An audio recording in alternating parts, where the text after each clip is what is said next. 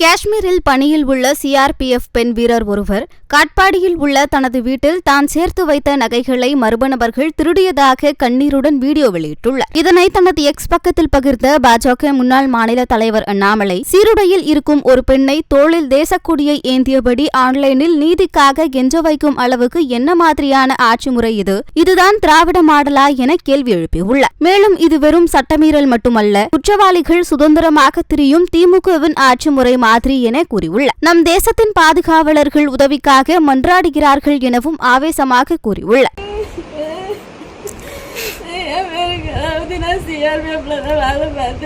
ஜம்மு காஷ்மீர்ல என் ஊர் பொண்ணு பக்கத்துல நாராயணபுரம் கிராமம். எங்க வீட்டுல நானு, எங்க அப்பா, எங்க அண்ணன், எங்க அம்மா 24ஆம் தேதி சாயங்காலம் 3:30 மணிக்கு மாடு மேய்க்க போகும்போது யாரோ போட்டு உடச்சி மொத்த நகை எடுத்துட்டு போயிட்டேன். என் கல்யாணத்துக்காக சேர்த்து வச்ச நகை 5 மணி ரிட்டன் வந்து பார்க்கும்போது மொத்தம் போட்டு உடச்சிட்டு சாமான்லாம் எடுத்துட்டு போயிட்டாங்க நகை எல்லாத்தையும்.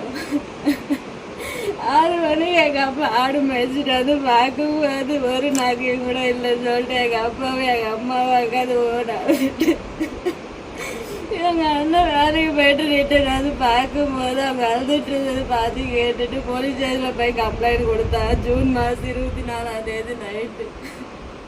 மறுநாள் 25ஆம் தேதி சிஎம் பந்தோபஸ்து சொல்லிட்டு யாரும் வந்து எதுவும் பண்ணவே இல்லை. 12:30 மணிக்கு தான் ஃபிங்கர் பிரிண்ட்டுக்காரங்கெல்லாம் வந்து ஃபிங்கர் பிரிண்ட் எடுத்துகிட்டு போனாங்க.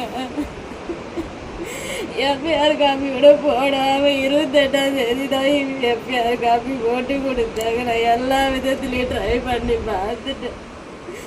கேஸ் எந்த இடத்துல எதுவும் எடுக்க மாட்டேன்றாங்க.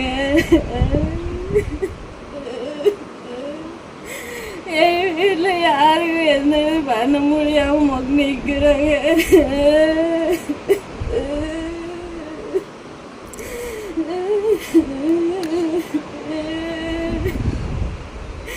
என் கல்யாணத்துக்காக சேர்த்து வச்ச மொத்தம் நாங்கள் 22 சவரம் நாக்கையை பட்டு போடவே காசு 50,000 எடுத்துட்டு போயிட்டாங்க.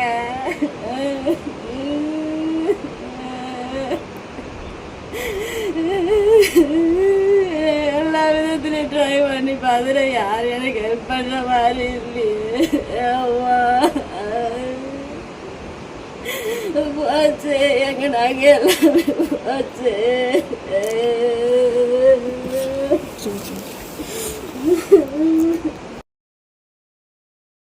செய்திகளை உள்ளது உள்ளபடி தெரிந்து கொள்ள ரெஃப்ளெக்ட் நியூஸை சப்ஸ்கிரைப் பண்ணுங்க.